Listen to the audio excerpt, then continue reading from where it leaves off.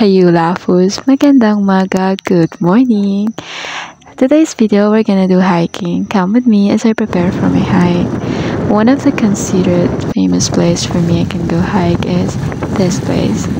And also it happens to be the most visited tourist spot destinations here in my hometown. Traankini.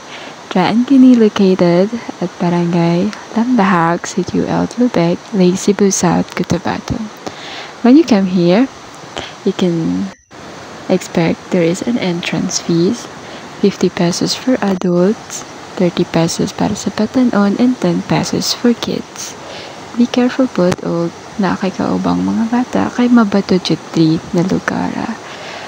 After all, everything is worth it and the breathtaking views.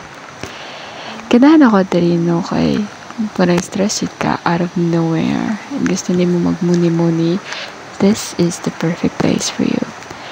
The breathtaking views, the nature itself gives you the healing vibes, the peaceful, the serenity, therapeutic, kumbaga.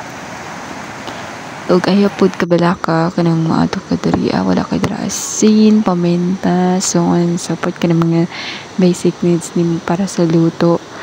Naitindahan duol-duol ra pod, dili na ka mag-hassle. All goods for this. Ay, kapak ba niya? Ay, kaganda good sa view, no? Makaingon na lang ka pa kanang, what did I do wrong? Charet. Kana lang. Pero prepare po sa cottage now. We have the fees for cottage, 300, 200, and 100. And these are the random photos I took during the hiking. Anyway, this is Demi. Bye. See ya.